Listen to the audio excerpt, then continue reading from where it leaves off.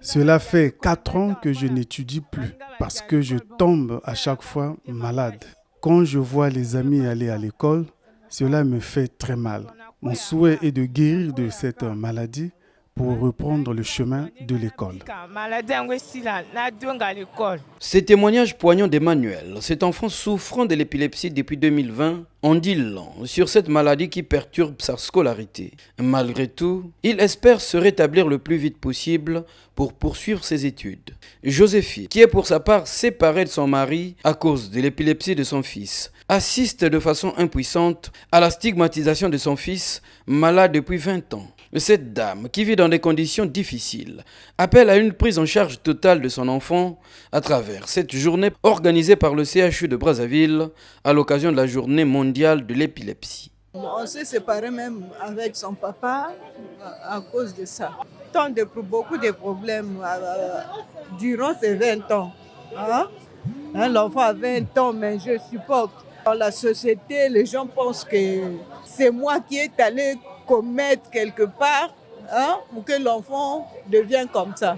J'ai pas les conditions financières ne me permettent pas. C'est dur qu'il soit soutenu. En République du Congo, la prévalence à l'épilepsie chez les enfants de 6 à 16 ans est de plus de 12,76% et l'âge moyen est de 13 ans. L'épilepsie post-AVC est de 19,2% avec une prédominance masculine.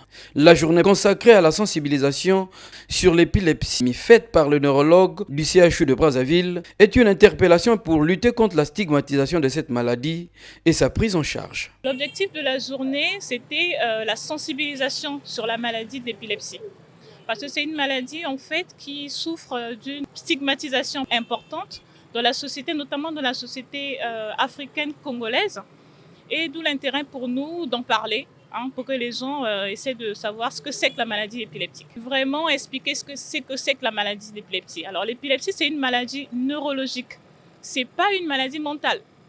C'est pour préciser parce que vous savez, c'est une maladie dont les patients sont qualifiés d'être ensorcelés. On parle de sort, on parle d'envoûtement. C'est une maladie neurologique comme toute autre, avec laquelle les patients peuvent vivre plus ou moins normalement. D'autant plus qu'il existe des traitements qui permettent de contrôler cette maladie. C'est une maladie qu'on peut contrôler chez des patients qui en souffrent. On peut avoir des patients chez qui on peut arrêter des traitements antiépileptiques et ils peuvent vivre normalement sans traitement et ne plus faire des crises. Après la sensibilisation dans les écoles privées, publiques et conventionnelles de Brazzaville sur l'épilepsie, les neurologues du centre hospitalier et universitaire de Brazzaville invitent les personnes atteintes d'épilepsie à se faire consulter pour un suivi régulier. Mais nous les appelons tous à venir consulter. Nous sommes là disponibles au CHU de Brazzaville.